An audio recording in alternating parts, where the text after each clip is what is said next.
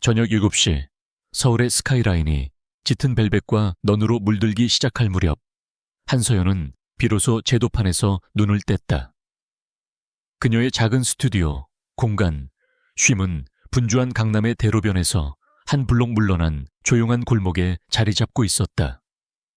공기 중에는 갓 자른 자작나무의 향과 따뜻한 조명빛이 감돌았다.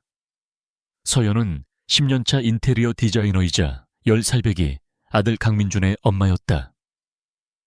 그녀의 디자인 철학처럼 그녀의 삶 역시 차가운 현실 속에서 따뜻한 균형을 잡으려 애쓰는 과정 그 자체였다. 이혼한 지 7년. 그녀는 강인했지만 그 강인함은 홀로 모든 것을 감당해야 하는 이들의 숙명적인 단단함이었다. 그녀는 연필을 내려놓고 굳은 어깨를 주물렀다. 클라이언트가 요구한 미니멀리즘의 정수는 사실상 예산과의 타협을 의미했다.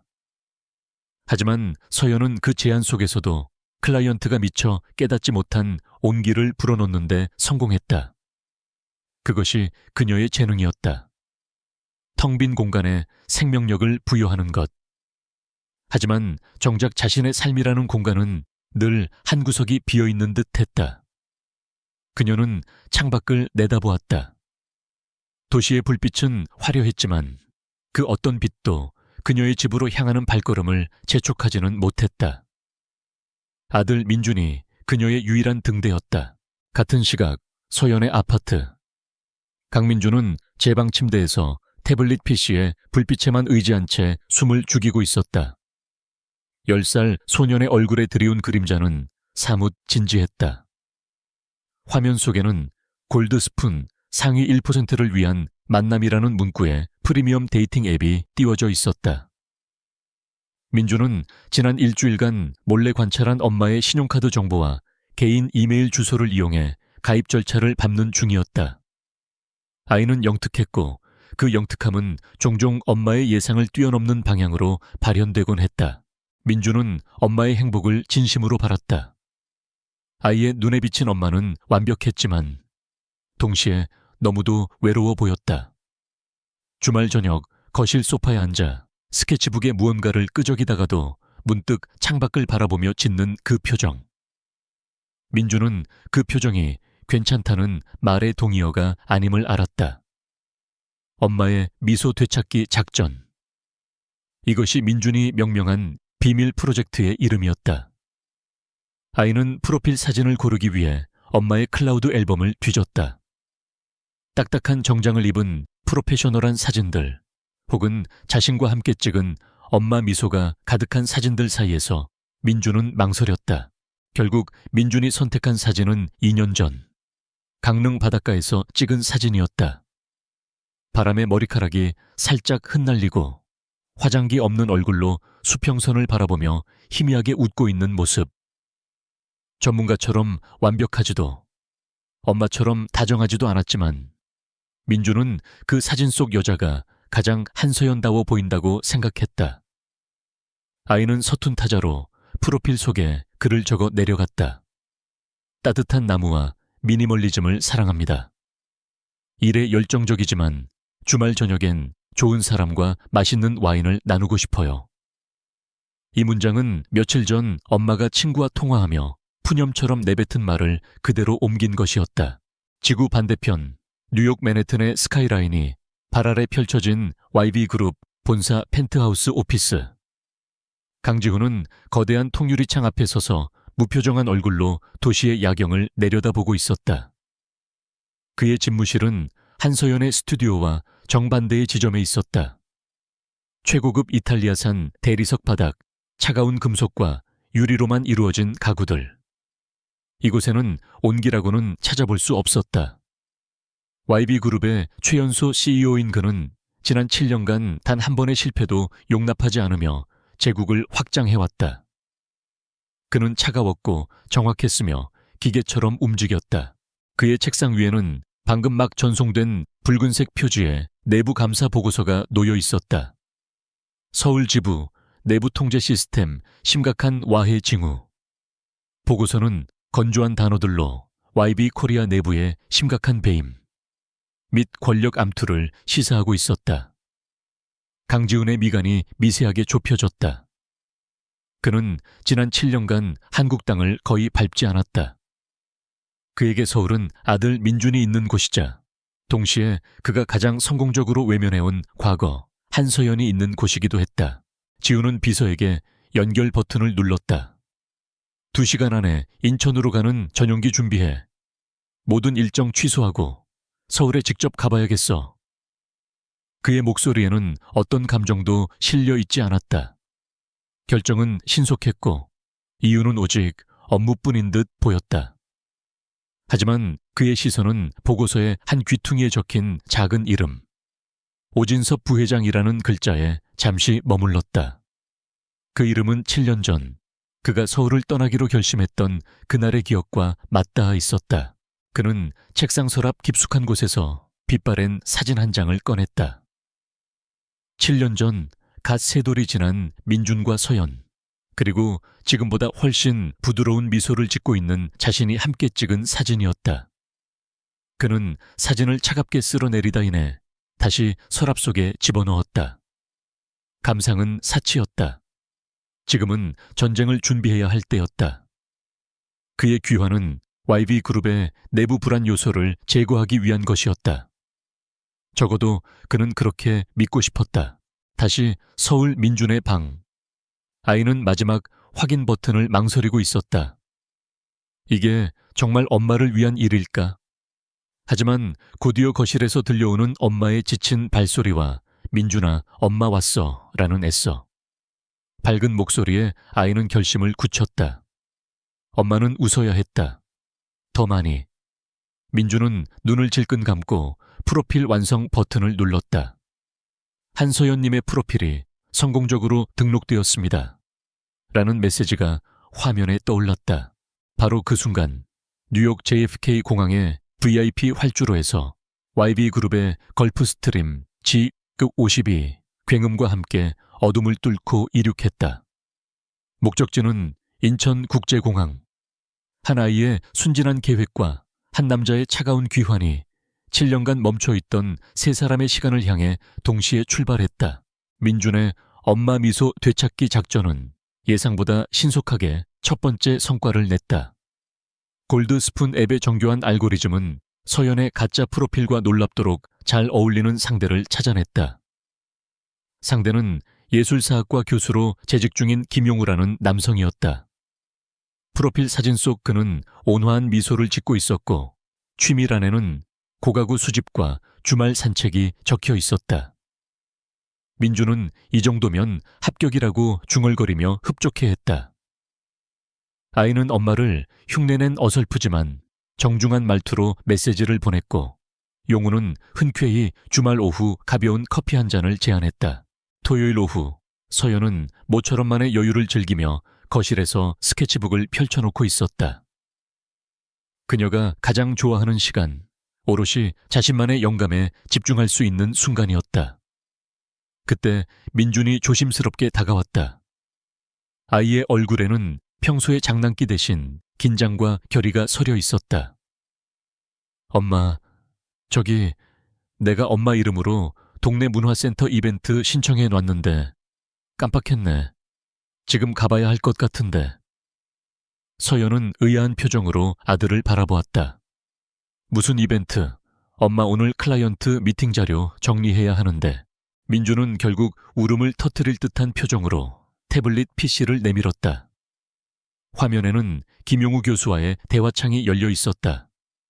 사실은 이벤트가 아니라 엄마 친구 만들어주려고. 서연의 얼굴이 하얗게 질렸다. 배신감, 당혹감, 그리고 아들에 대한 미안함이 뒤섞였다. 그녀는 엄한 목소리를 내려 했지만 엄마가 맨날 혼자 저녁 먹고 창밖만 보는 게 싫었어. 그냥 엄마가 웃는 거 보고 싶었어. 라는 아들의 진심 어린 고백에 모든 말이 목구멍으로 다시 들어갔다. 그녀는 깊은 한숨을 내쉬었다. 결국 그녀는 거절하지 못했다. 아들의 마음을 짓밟을 수는 없었다. 서연은 가장 무난한 베이지색 니트와 슬랙스를 입고 약속 장소인 청담동의 한적한 북카페로 향했다. 그곳은 민준이 일부러 고른 조용하고 고급스러운 장소였다. 약속 시간보다 10분 정도 늦은 그녀는 카페 안을 둘러보았고 사진과 똑같은 모습의 김용우 교수가 창가 자리에 앉아 책을 읽고 있는 것을 발견했다. 그는 서연을 발견하자 부드럽게 웃으며 일어섰다.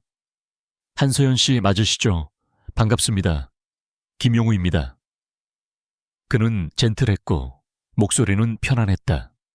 하지만 서연은 가시방석에 앉은 기분이었다. 한편 같은 시각 인천국제공항 VIP 의전실. 강지우는 막 도착한 참이었다. 14시간의 비행에도 그의 회색 수트는 한치의 구김도 없었다. 그를 마중 나온 박 비서가 굳은 얼굴로 브리핑을 시작했다. 회장님, YB 코리아 상황이 보고서보다 심각합니다. 오진섭 부회장이 이미 주요 이사진을 포섭한 정황이 포착되었습니다. 지우는 말없이 턱을 쓸었다. 그의 눈빛은 뉴욕의 겨울보다 더 차가웠다. 오, 부회장 라인이 아닌 내부 정보원을 확보했나? 박 비서가 조심스럽게 대답했다. 네, 재무팀의 한 과장입니다. 오늘 오후 3시 청담동 북수 N 부루에서 만나기로 했습니다. 가장 안전하고 조용한 장소로 정했습니다. 지우는 차에 오르며 손목시계를 확인했다. 오후 2시 40분.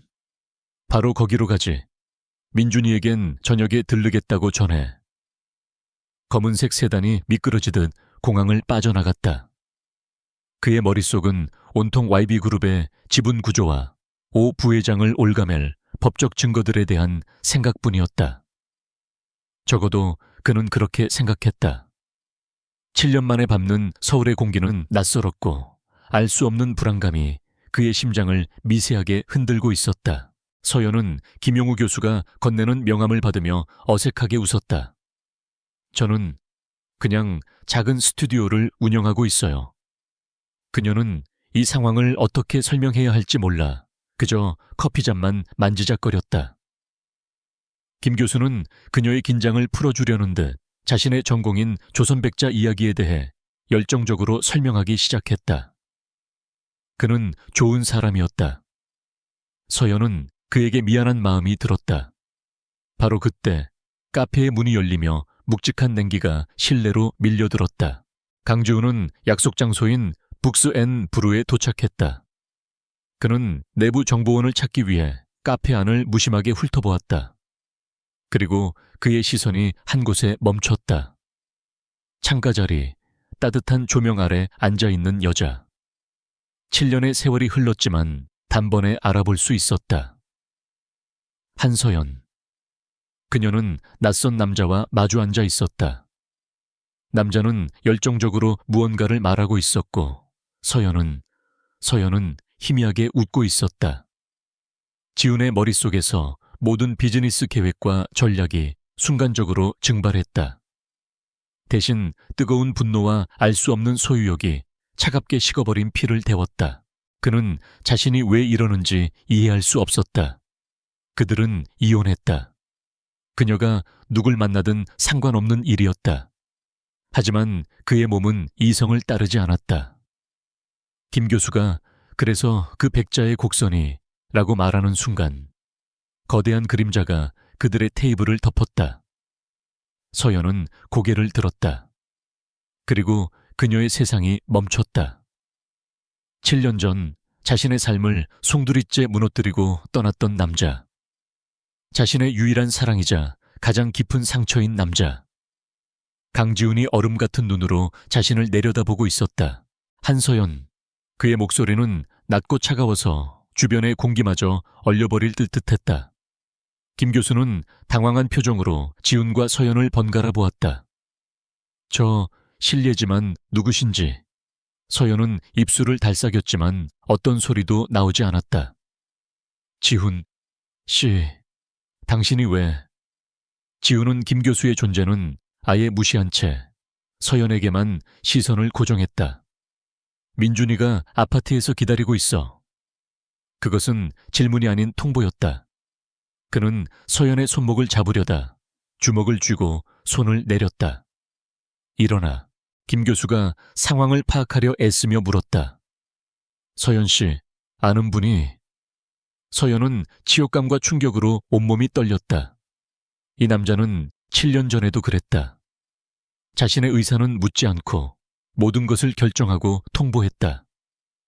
그녀는 자리에서 일어났다.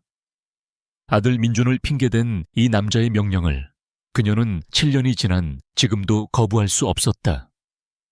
그녀는 김 교수에게 죄송합니다. 정말 죄송합니다. 라는 말만 남기고 지훈을 따라 나설 수밖에 없었다. 강지훈은 박 비서와 정보원이 앉아있는 반대편 테이블은 쳐다보지도 않은 채 서연을 이끌고 카페를 나갔다. 강지훈의 검은색 세단화는 얼음장처럼 차가웠다. 서연은 치욕감과 분노로 손톱이 손바닥을 파고드는 것도 잊은 채 창밖만 바라보았다. 지훈은 운전석 옆자리에 그녀를 거의 집어넣다시피 했고 자신은 뒷자리에 앉았다. 박 비서가 운전대를 잡았고 차 안에는 무거운 침묵만이 감돌았다. 7년 만의 재회는 이런 식이어선 안 됐다. 아니, 애초에 재회 따위는 없었어야 했다. 서연은 자신이 왜 이 남자의 차에 타고 있는지, 왜 아들의 이름을 핑계댄 그의 명령에 또다시 복종하고 있는지 스스로를 경멸했다. 지우는 굳은 얼굴로 정면만 응시했다. 그의 턱선이 팽팽하게 당겨져 있었다. 머릿속으로는 방금 전 카페에서 만난 내부 정보원에게서 받은 USB의 내용을 복기해야 했지만 온 신경은 옆자리의 여자에게 쏠려 있었다. 그녀의 어깨가 미세하게 떨리고 있었다. 7년 전 마지막으로 보았던 그녀의 우는 모습과 겹쳐졌다. 그는 왜 자신이 그 선한 인상의 교수를 보자마자 이성을 잃었는지 설명할 수 없었다. 그저 한서연이 다른 남자 앞에서 그렇게 웃는 것을 견딜 수 없었다. 그것은 이성이 아닌 뼛속 깊이 각인된 본능에 가까운 감정이었다. 차가 서연의 아파트 주차장에 멈춰 섰다. 서연이 도망치듯 차 문을 열었을 때 로비 입구에서 작은 인형이 달려 나왔다. 민준이었다. 아이는 창문으로 엄마가 낯선 남자와 나가는 것을 보고 불안에 떨며 1층까지 내려와 기다리고 있었다. 엄마, 아이는 서연에게 달려오다 뒤이어 차에서 내리는 거대한 남자를 보고 우뚝 멈춰 섰다. 7년간 사진과 짧은 영상 통화로만 보아왔던 존재. 그 존재가 지금 눈앞에 서 있었다. 아빠. 민준의 목소리는 확신이 아닌 물음에 가까웠다. 아빠라는 단어에 지훈의 얼음 같던 표정이 아주 미세하게 거의 알아챌 수 없을 정도로 흔들렸다. 그는 아들 앞에 쪼그려 앉으려다 익숙하지 않은 행동에 그저 뻣뻣하게 서서 아이를 내려다보았다. 민준이 많이 컸구나. 목소리는 여전히 낮고 무뚝뚝했다. 민준은 호기심과 경계심이 뒤섞인 눈으로 지훈을 올려다보았다. 아빠가 왜 엄마랑 같이 와요? 두 사람 싸운 거예요? 아이의 직설적인 질문에 서연의 얼굴이 굳었다. 지훈은 잠시 침묵하다가 가장 효율적인 방식으로 대답했다. 일 때문에 서울에 왔다. 당분간 여기 있을 거야. 민준의 눈이 반짝 빛났다. 아이는 방금 전 카페에서의 소동은 까맣게 잊은 듯했다. 정말요? 그럼 우리 집에서 자요. 엄마, 그래도 되죠? 서연이 질겁하며 소리쳤다. 강민준, 안 돼. 그럴 순 없어. 여긴 우리... 그녀의 말이 끝나기도 전에 지훈이 가로막았다. 그는 서연이 아닌 아파트를 올려다보며 말했다. 내 말이 맞아. 그래서 이미 조치했어. 서연이 되물었다. 무슨 조치요? 지훈이 무심하게 대답했다. 난 이 건물 펜트하우스에 머물 거야. 오늘 아침에 계약 끝냈어. 서연은 숨이 멎는 것 같았다. 펜트하우스. 이 아파트 단지에서 가장 크고 가장 비싸며 그리고 지금 자신의 집을 완벽하게 내려다볼 수 있는 위치. 그는 그녀의 허락을 구한 것이 아니었다. 자신의 영역을 침범하겠다고 통보한 것이었다. 7년 전과 똑같이. 그는 그녀의 안전구역을, 그녀가 7년간 아들과 함께 필사적으로 지켜온 이 성역을 단 한마디로 무너뜨렸다. 당신 미쳤어. 여긴 내 집이야. 내 사생활이라고. 지우는 차가운 눈으로 그녀를 응시했다. 민준이에겐 아빠가 필요해. 그리고 난 내 아들 가까이에 있어야겠다. 그날 밤 서연의 따뜻하고 아늑한 거실과는 정반대로 펜트하우스는 차가운 적막감에 휩싸여 있었다. 지훈의 비서팀이 급하게 들여놓은 최소한의 가구들은 텅 빈 공간을 더욱 황량하게 만들었다. 지훈은 거대한 통창 앞에 서서 아래를 내려다보았다. 30층 아래 서연의 집 창문에서 새어나오는 따뜻한 오렌지색 불빛이 보였다. 그는 YB그룹의 위기를 해결하기 위해 돌아왔다. 하지만 그의 발걸음이 이곳으로 향한 것은 어쩌면 오진섭 부회장 때문만은 아니었을지도 모른다는 사실을 애써 외면했다. 다음 날 일요일 아침, 초인종 소리에 서연이 현관문을 열었다. 지훈이 어제와 똑같은 무표정한 얼굴로 서 있었다. 그의 손에는 거대한 상자가 들려 있었다. 민준이 주려고 샀다. 그가 내민 것은 최신형 로봇 코딩 키트였다. 10살 아이가 가지고 놀기에는 지나치게 복잡하고 교육적인 강지훈다운 선물이었다. 민준은 신이 나서 상자를 받아들었지만 지훈은 어떻게 아들과 놀아줘야 할지 모르는 사람처럼 어색하게 서 있기만 했다. 지훈은 거실로 들어서며 무심코 말했다. 현관 보안이 취약하군. 디지털 도어록을 최신형 지문 인식으로 바꿔야겠어. 서연은 그 말을 참을 수 없었다. 여긴 내 집이에요. 내 방식대로 안전하게 살고 있으니 신경 꺼요. 그녀의 날카로운 반응에 지훈은 입을 다물었다. 그는 단지 그녀와 아들이 걱정되어 한 말이었지만 그의 언어는 언제나 보호가 아닌 통제와 비난으로 해석되었다.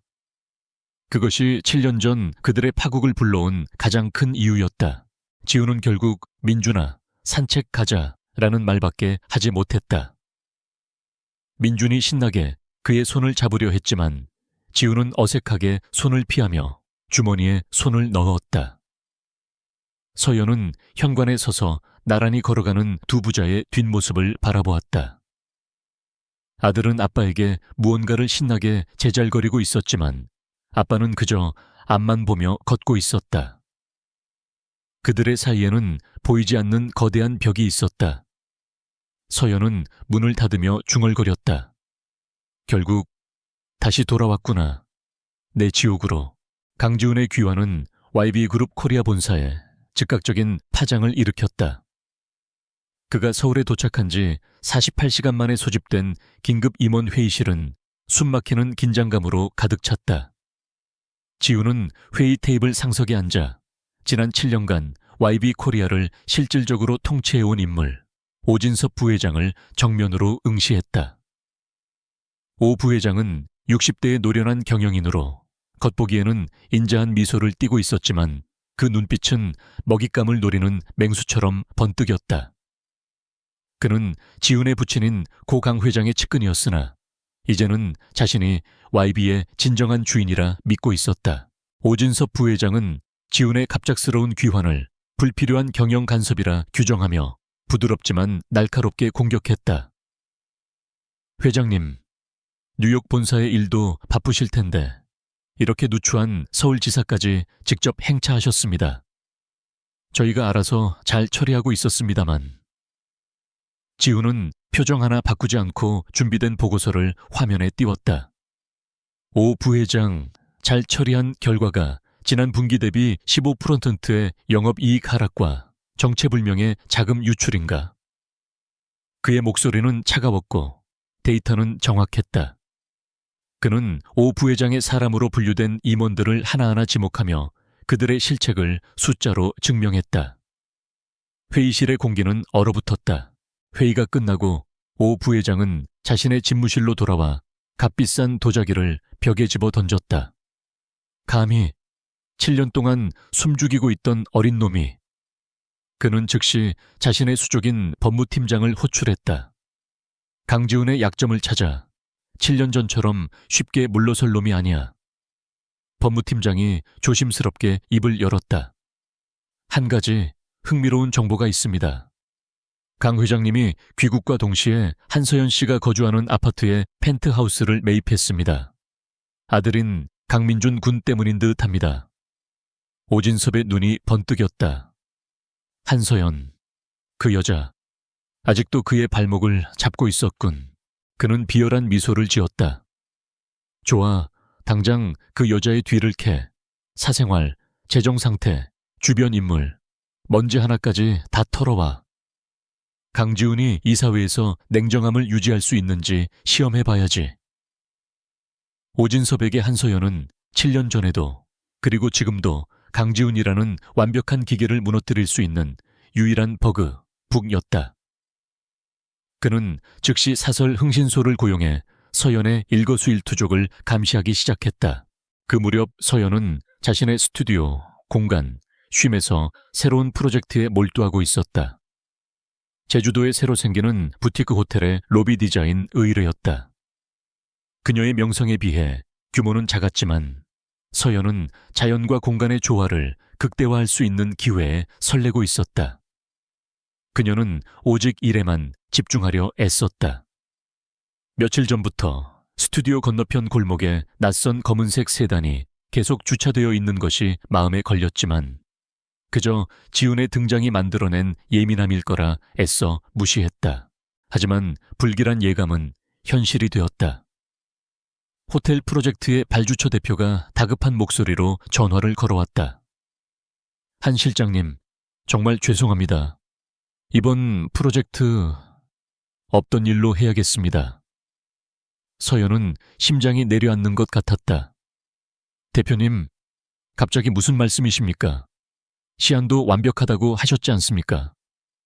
대표는 곤란한 듯 말을 얼버무렸다. 그게 상부에서 갑자기 결정이 났습니다.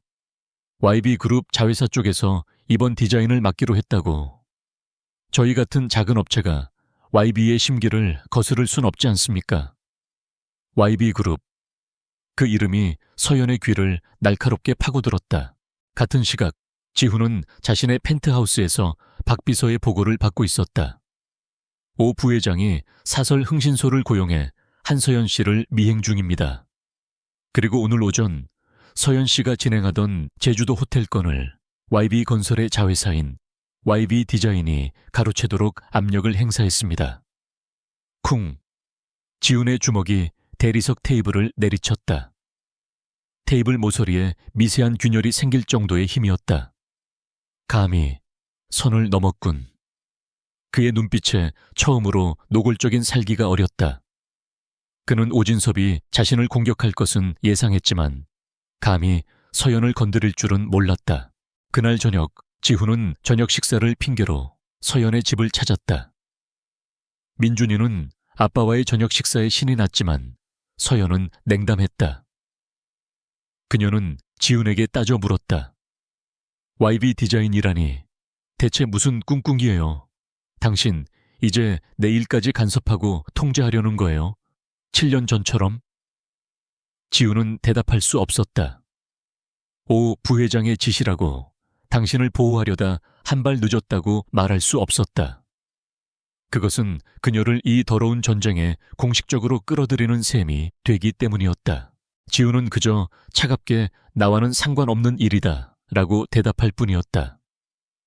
서연은 그의 대답에 절망했다. 역시 변하지 않았다. 이 남자는 자신의 제국 외에는 아무것도 중요하지 않은 사람이었다. 그녀는 지훈이 식사 내내 심각한 얼굴로 휴대전화 메시지를 확인하는 것을 보았다. YB그룹의 일이 자신의 일보다 심지어 아들과의 저녁 식사보다 중요하다는 명백한 증거였다. 그녀는 지훈이 사실 오 부회장에 대한 방역으로 YB 디자인의 비리 자료를 실시간으로 보고받고 있었다는 사실을 꿈에도 몰랐다. 서연이 차갑게 식은 저녁 식사를 치우는 동안 오진섭 부회장은 흥신소로부터 결정적인 보고 파일 하나를 받았다.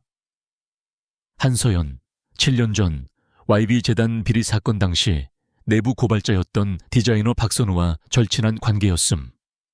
박선우는 사고로 위장되어 사망. 오진섭은 만족스러운 미소를 지었다. 강지훈, 내 놈이 7년간 필사적으로 덮어왔던 그 사건 1호군. 네가 그 여자를 왜 그렇게 감싸고 도는지 이제야 알겠어. 그가 반격의 무기를 찾아냈다. 오진섭 부회장의 압박은 노골적이고 집요했다. 서연의 제주도 프로젝트가 취소된 것은 시작에 불과했다. 그녀의 스튜디오, 공간, 쉼의 디자인을 의뢰했던 중소기업 클라이언트들이 하나둘씩 계약을 재검토하겠다며 연락을 해왔다. 세무조사가 갑자기 들어와서 대출 연장이 막혀서 등 이유는 다양했지만 그 끝에는 모두 YB그룹이라는 거대한 그림자가 어른거렸다. 서연은 7년간 쌓아 올린 자신의 경력과 신뢰가 모래성처럼 무너져 내리는 것을 속수무책으로 지켜봐야 했다. 그녀는 밤샘 작업을 하며 새로운 제안서를 만들었지만 돌아오는 것은 정중한 거절뿐이었다. 재정적인 압박이 그녀의 숨통을 조여왔다. 민주는 밤늦게까지 스튜디오에서 홀로 도면을 붙들고 있는 엄마의 지친 뒷모습을 보며 죄책감에 휩싸였다. 엄마 미소 되찾기 작전이 오히려 엄마의 미소를 완전히 빼앗아버린 것 같았다. 아이는 자신의 태블릿 PC에 깔린 골드스푼 앱을 삭제했지만 이미 엎질러진 물이었다. 오 부회장은 다음 단계를 준비했다. 그는 자신이 통제하는 경제지에 익명의 가십성 기사를 흘렸다. 단독 YB그룹 강지훈 회장 이혼한 전처 스튜디오에 부당 압력, 의혹, 재결합 위한 길들이기.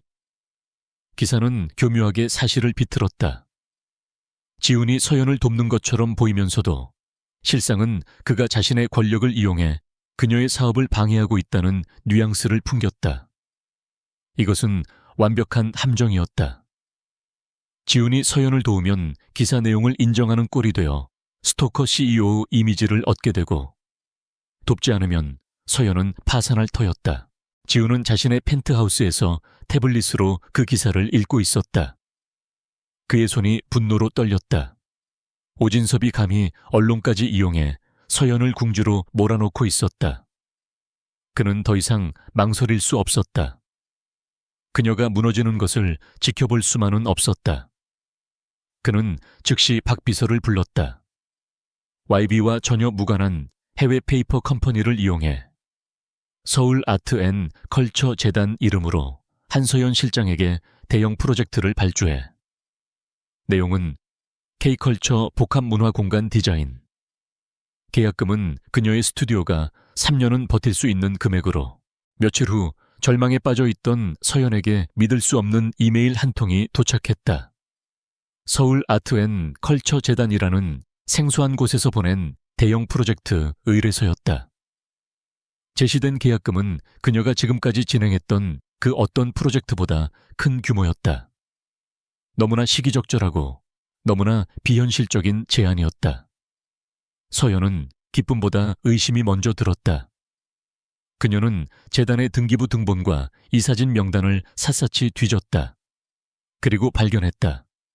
그 재단의 자금 출처가 버진 아일랜드에 등록된 한 투자 회사로 연결되어 있었고 그 회사의 이름은 7년 전 지훈이 관리하던 YB그룹의 비자금 리스트에서 본 희미한 기억과 일치했다.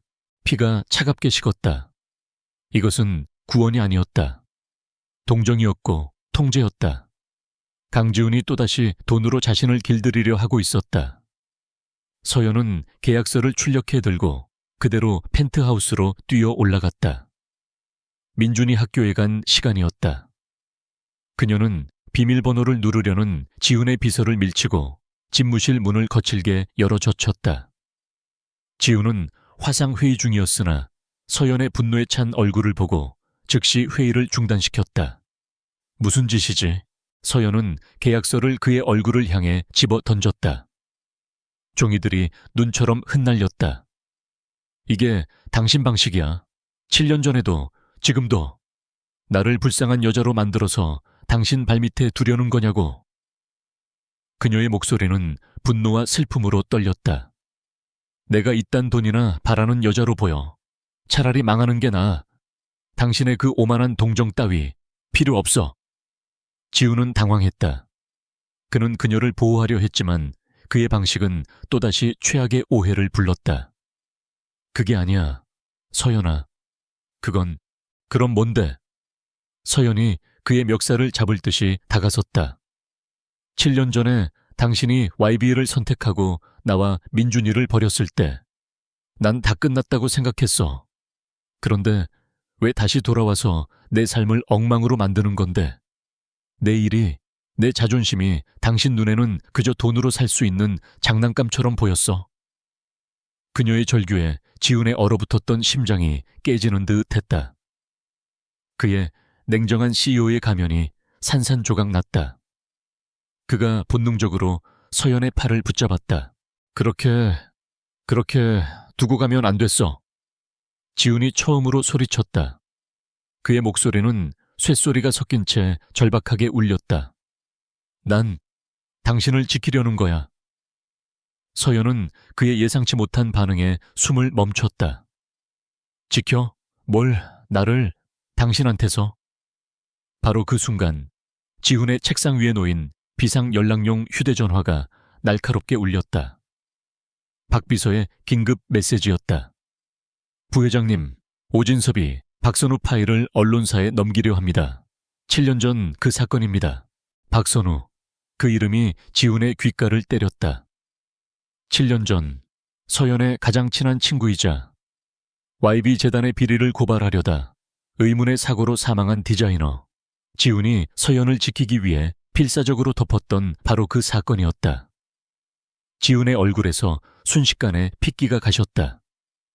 그를 뒤흔들던 감정의 폭풍이 순식간에 차가운 이성으로 대체되었다. 그는 서연의 팔을 거칠게 놓았다. 그의 눈빛은 다시 얼음장처럼 차가워졌다. 나가. 서연은 그 급격한 변화를 이해할 수 없었다. 방금 전 절규하던 남자는 어디로 가고 다시 7년 전에 그 차가운 CEO만이 남아있었다. 나가라고 했어. 서연은 완벽하게 거절당했다. 그녀는 눈물이 터져 나오는 것을 참으며 펜트하우스를 뛰쳐나왔다. 펜트하우스에서 쫓겨나듯 내려온 서연은 무너지는 감정을 가까스로 추스르려 애썼다. 지훈의 마지막 그 차가운 눈빛이 7년 전 이별을 통보하던 날에 그와 완벽하게 겹쳐졌다. 하지만 무언가 달랐다. 그렇게 두고 가면 안 됐어 라고 절규하던 그의 목소리. 그리고 박선우라는 이름이 불렸을 때 분노가 아닌 공포에 질린 듯했던 그의 표정.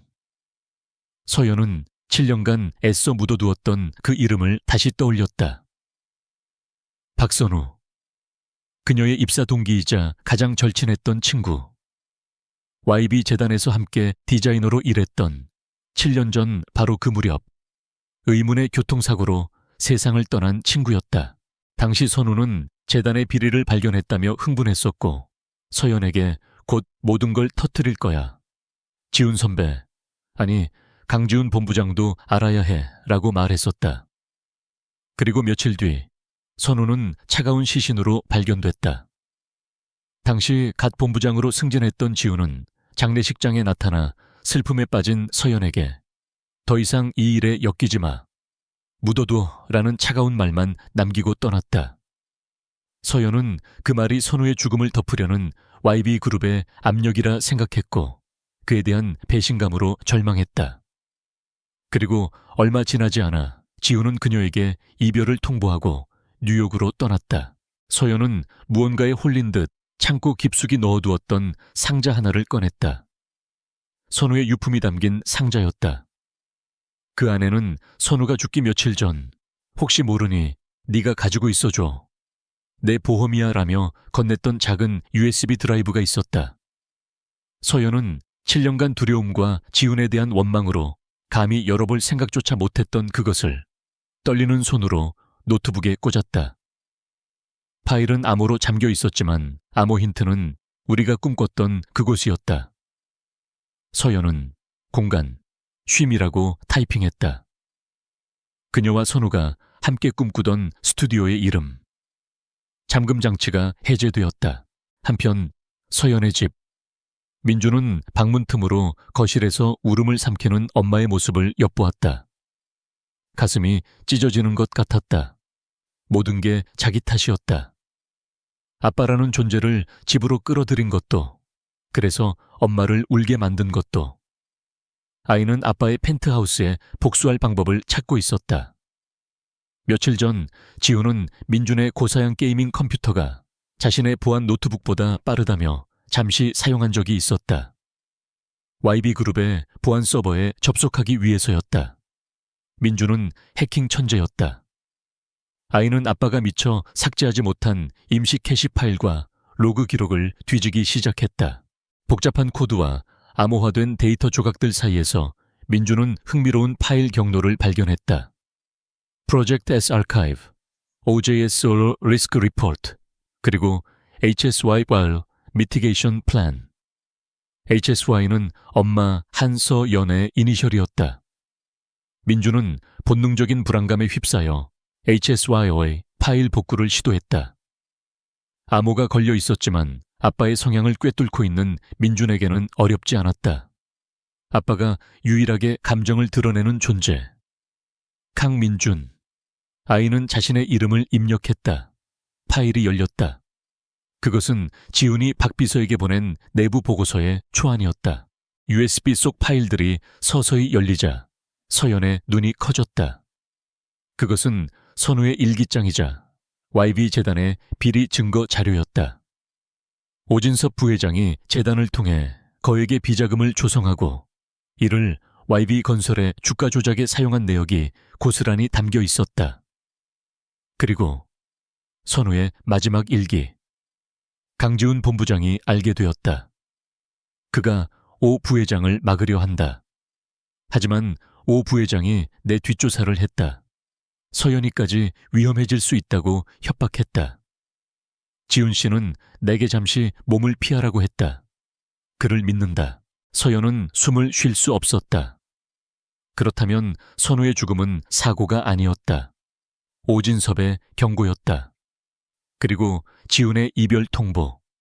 그것은 YB를 택한 야망이 아니었다. 오진섭의 협박으로부터 자신과 민준을 지키기 위한 처절한 방어막이었다.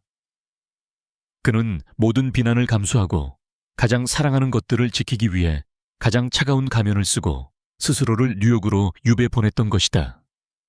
7년간의 원망과 오해가 한순간에 무너져 내렸다. 바로 그때 민준이 방에서 뛰쳐나왔다. 아이의 얼굴은 공포로 하얗게 질려 있었다. 엄마, 아빠가 위험해. 오진섭이라는 사람이 아빠를 협박하고 있어. 엄마랑 나 때문에. 민준은 자신이 복구한 파일의 한 구절을 읽어 내려갔다. 그것은 지훈이 YB 코리아의 위험 요소를 분석한 내용이었다. 오진섭은 7년 전 박선우건을 다시 이용할 가능성이 큼. HSY, 한서연과 KMJ, 강민준에 대한 2차 가해 및 신변 위협이 최우선 고려사항. 어떤 희생을 치르더라도 접근을 차단할 것. 민준은 울먹이며 말했다. 엄마 아빠가 나쁜 사람이 아니었어. 아빠는 우리를 지키고 있었어. 서연은 떨리는 손으로 아들을 끌어안았다. 선우의 USB 드라이브와 민준이 복구한 파일. 과거의 진실과 현재의 위협이 완벽하게 하나로 맞춰졌다. 7년간 그들을 갈라놓았던 거대한 벽은 오해와 거짓으로 만들어진 것이었다. 그리고 그 벽 뒤에서 강지훈은 홀로 7년간의 피비린내 나는 전쟁을 치르고 있었다. 이제 그는 더 이상 혼자가 아니었다. 한서연과 강민준. 모자는 더 이상 망설이지 않았다. 그들은 7년간의 진실과 현재의 위협을 손에 쥔 채 펜트하우스로 향했다. 강지훈은 막 박비서로부터 오진섭 부회장이 긴급 이사회를 소집했다는 보고를 받고 있었다. 명분은 최고 경영자의 도덕적 해이 및 직권 남용. 7년 전 박선우 사건과 최근의 주가 방어 실패를 엮어 그를 끌어내릴 작정이었다. 지훈이 넥타이를 거칠게 풀어내는 순간 현관문이 열리고 서연과 민준이 들어섰다. 그의 눈이 놀라움으로 커졌다. 당신들이 왜? 서연은 말없이 다가와 선우의 USB 드라이브를 그의 대리석 책상 위에 올려놓았다. 7년 전 내 친구 선우의 보험이에요. 그녀의 목소리는 떨렸지만 눈빛은 그 어느 때보다 단단했다. 이어서 민준이 자신의 태블릿 PC를 켰다. 그리고 이건 오진섭 부회장이 아빠를 협박하는 음성 파일이고요. 지훈은 USB와 태블릿 화면을 번갈아 보았다. 자신이 7년간 지키려 했던 비밀, 그리고 홀로 감당하려 했던 현재의 위협. 그 모든 것이 자신이 가장 지키고 싶었던 두 사람에 의해 밝혀진 순간이었다. 지훈의 차가운 가면이 완전히 무너져 내렸다. 그는 무너지듯 의자에 주저앉으며 마른 세수를 했다.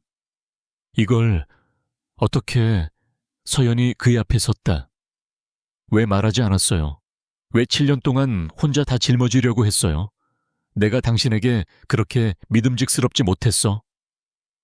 지훈은 고개를 들었다. 그의 눈시울이 붉어져 있었다. 당신들을 이 더러운 싸움에 끌어들일 수 없었어. 오진섭은 짐승이야. 민준이 그들 사이로 끼어들었다. 하지만 이제 아니에요. 아빠, 이사회까지 1시간 남았어요. 우린 팀이에요. 그 순간 펜트하우스의 집무실은 거대한 전쟁 상황실로 변했다. 지훈은 즉시 박 비서에게 연락해 이사회의 모든 발언을 녹화하고 생중계할 수 있도록 준비시켰다. 오진섭이 나를 겨냥해 판을 깔았으니 그 판에서 끝을 내야지. 서연은 USB에 담긴 7년 전 YB 재단의 원본 회계 장부와 선우의 일기를 핵심 증거로 정리했다. 민주는 자신의 컴퓨터로 YB 코리아의 보안 서버에 접속 오 부회장이 최근까지 서연의 스튜디오를 압박하고 언론을 매수한 증거들을 실시간으로 수집하기 시작했다. 그들은 완벽한 하나의 팀처럼 움직였다. YB 그룹 코리아 본사 30층 이사회 회의실. 공기는 살얼음판처럼 팽팽했다. 오진섭 부회장이 연단에 서서 비통한 표정으로 강지훈을 고발하고 있었다. 존경하는 이사님들, 강지훈 회장은 7년 전 자신의 스캔들, 박선우 사건을 덮기 위해 회사의 자금을 유용했으며 최근에는 이혼한 전처에게 집착하여 회사의 주요 프로젝트를 무단으로 가로채는 등 CEO로서의 자격을 상실했습니다. 그는 조작된 재무자료와 서연을 미행해 찍은 사진들을 증거로 제시했다. 이사들이 술렁이기 시작했다. 오 부회장이 강지훈 회장에 대한 불신임 안건을 발의하려는 순간이었다. 잠깐만요. 회의실에 육중한 문이 열리고 한서연이 당당한 걸음으로 들어섰다. 모든 이사들의 시선이 그녀에게 쏠렸다. 오진섭의 얼굴이 경악으로 일그러졌다. 당신이 여길 어떻게... 지훈이 자리에서 일어나 서연의 옆에 섰다. 오 부회장, 당신이 7년간 스캔들이라 부르며 입막음하려 했던 그 사건의 핵심 증인이십니다. 서연은 조금의 망설임도 없이 자신의 노트북을 메인 스크린에 연결했다. 저는 YB 재단의 전임 디자이너이자 고 박선우 씨의 친구 한서연입니다. 화면에는 선우의 USB에 담겨있던 7년 전 재단의 원본 장부가 떠올랐다. 오진섭이 비자금을 조성한 내역이 붉은색으로 표시되어 있었다. 이것이 제 친구 선우가 목숨을 걸고 지키려 했던 진실입니다. 오진섭 부회장이 재단을 통해 수백억 원을 횡령한 증거입니다. 이사들의 입에서 탄식이 터져 나왔다. 오진섭이 거짓말, 조작된 자료다 라고 소리쳤다. 바로 그때 민준이 펜트하우스에서 원격으로 다음 파일을 재생시켰다. 그럼 이건 어떻습니까? 오 부회장님. 스피커에서 오진섭의 목소리가 울려 퍼졌다. 박선우가 어떻게 죽었는지 잊었나? 한서연도 그렇게 될 수 있어. 물러나지 않으면 그 여자가 추락하는 걸 보게 될 거야. 명백한 살해 협박이었다. 오진섭은 사색이 되어 스크린을 향해 달려들었지만 이미 대기하고 있던 박 비서의 보안팀에 의해 제압당했다. 지훈이 연단에 섰다. 그의 목소리는 낮고 단호했다. 제가 7년간 덮었던 것은 제 스캔들이 아니라 오진섭의 범죄였습니다. 제가 서울을 떠났던 것은 이 증거를 쥔 한서연 씨를 저자의 위협으로부터 지키기 위해서였습니다. 모든 진실이 밝혀졌다. 오진섭에 대한 불신임 안건이 만장일치로 통과되었고 회의실 밖에서 대기하고 있던 검찰 수사관들이 그를 긴급 체포했다. 거대한 폭풍이 지나간 회의실. 지훈과 서연은 혼란 속에서 서로를 바라보았다. 7년 만에 그들은 비로소 같은 편에 서 있었다. 오진섭 부회장이 검찰에 연행되고 이사회가 충격 속에서 마무리된 후 거대한 회의실에는 강지훈과 한서연, 단 두 사람만이 남았다. 7년간 그들을 짓눌렀던 거대한 거짓의 폭풍이 지나간 자리는 고요했다. 침묵은 더 이상 차갑지 않았지만 지난 세월의 무게만큼이나 무거웠다. 지훈이 먼저 입을 열었다. 그의 목소리는 CEO의 단호함이 아닌 7년 만에 제자리를 찾은 한 남자의 것이었다. 서연아, 미안해. 그 한마디에는 7년 전 그녀를 떠나야 했던 고통, 그녀를 오해하게 만들었던 모진 말들, 그리고 홀로 위험에 맞서게 했던 모든 시간에 대한 회한이 담겨 있었다. 서연은 천천히 고개를 저었다. 그녀의 눈에는 눈물이 고여 있었다. 아니, 나도 미안해. 당신을 믿지 못했어. 당신이 얼마나 홀로 싸우고 있었는지 상상조차 못했어. 두 사람은 더 이상의 설명이 필요 없었다. 서로가 서로에게 가장 깊은 상처였고 동시에 유일한 구원이었다. 잠시 후 박 비서와 함께 민준이 뛰어들어왔다. 아이는 두 사람을 번갈아 보더니 이내 환하게 웃으며 지훈에게 달려가 안겼다. 아빠, 우리가 이겼어요. 지훈은 생애 처음으로 아들을 어떻게 안아야 할지 아는 사람처럼 민준을 굳게 끌어안았다. YB 그룹 빌딩 로비는 오진섭 부회장의 긴급 체포 소식에 몰려든 기자들로 아수라장이었다. 지훈이 서연과 민준을 데리고 나오자 수십 개의 플래시가 동시에 터졌다. 지훈은 본능적으로 자신의 코트를 벗어 서연과 민준을 감쌌다. 7년 전 스캔들로부터 그들을 밀어냈던 그가 이제는 세상의 모든 시선으로부터 그들을 보호하며 정면을 뚫고 나갔다. 그의 이런 작은 행동 하나가 그 어떤 화려한 고백보다 더 강력하게 서연의 마음을 울렸다. 그 후 몇 주간 강지훈은 YB그룹의 대대적인 개혁을 이끌었다. 오진섭의 부패 세력은 뿌리째 뽑혔고 7년 전 박선우 사건의 진실도 공식적으로 밝혀졌다. 하지만 그는 변해 있었다. 과거의 그처럼 일에만 매몰되지 않았다. 그는 많은 권한을 유능한 임원들에게 위임했고 정확히 저녁 6시면 사무실을 나섰다. 박 비서는 자신의 상사가 집이라는 단어를 전혀 다른 의미로 사용하기 시작했음을 깨달았다. 지훈에게 가장 중요한 합병은 이제 YB그룹이 아닌 그의 가족이었다. 서연의 스튜디오, 공간, 쉼은 뜻밖의 유명세를 치렀다. YB그룹의 거대한 비리를 밝혀낸 용기 있는 디자이너. 그녀에게 국내외에서 권위 있는 프로젝트 의뢰가 쇄도했다. 지훈이 익명으로 발주했던 서울 아트 앤 컬처 재단 프로젝트는 이제 공식적인 파트너십이 되었다. 서연은 더 이상 그것을 동정이나 통제로 받아들이지 않았다. 그것은 서로의 능력을 존중하는 동등한 파트, NER로서의 첫걸음이었다. 그녀의 스튜디오는 마침내 그녀가 꿈꾸던 온기와 전문성을 모두 갖춘 공간으로 인정받기 시작했다. 가장 큰 변화는 지훈 자신에게 찾아왔다. 그는 7년간 자신을 지배했던 차가운 CEO라는 가면을 벗는 법을 배워야 했다. 그는 심리 상담을 받기 시작했고 서툰 아버지로서 민준과 시간을 보냈다. 더 이상 복잡한 코딩 키트가 아닌 함께 자전거를 타고 한강공원에서 캐치볼을 했다.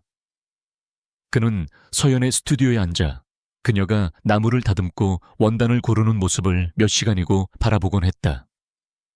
그에게는 그 자작나무 향기 속에서 비로소 7년간의 긴장이 풀리는 듯했다. 어느 날 저녁 지우는 서연에게 정식으로 데이트를 신청했다. 그는 그들의 제안 갔던 재회의 장소 북스 앤 브루 카페로 그녀를 데려갔다. 그는 그곳에서 우연히 만난 김용우 교수에게 진심으로 사과했고 김 교수는 두 사람의 행복을 빌어주며 웃었다. 지훈과 서연은 7년 전 차마 나누지 못했던 이야기들을 나누었다. 선우에 대한 그리움, 서로에 대한 오해, 그리고 그 모든 것을 버텨내게 한 희미한 사랑의 기억에 대해 얼음은 완전히 녹아내렸다. 이야기는 어느 금요일 저녁 서연의 아파트에서 끝을 맺는다. 민주는 자신의 방에서 평화롭게 잠들어 있었다. 서연은 거실에서 스케치를 하다 부엌으로 향했다. 그곳에는 강지훈이 서툰 손길로 핫초코를 만들고 있었다. 그가 민준이 핫초코를 좋아한다는 것을 기억해낸 모양이었다. 이거 생각보다 어렵군. 우유가 넘쳤어. 그가 투덜거리며 젖은 손을 닦았다. 서연은 문틀에 기댄 채 그 모습을 바라보며 조용히 미소 지었다. 그는 더 이상 YB그룹의 차가운 CEO가 아니었다. 그냥 서툰 남편이자 아버지인 강지훈이었다. 지훈이 묵컵 2개를 들고 돌아섰다. 그는 서연에게 컵 하나를 건네며 아주 오랜만에 진심으로 따뜻한 미소를 지었다. 꼭 집에 온 것 같아. 서연은 핫초코의 온기를 느끼며 대답했다. 집이 맞으니까. 엄마에게 남자친구를 찾아주려던 한 소년의 엉뚱한 계획은 가장 길고 험난한 길을 돌아 마침내 그들의 진짜 가족을, 차가웠던 아빠를 다시 집으로 데려왔다.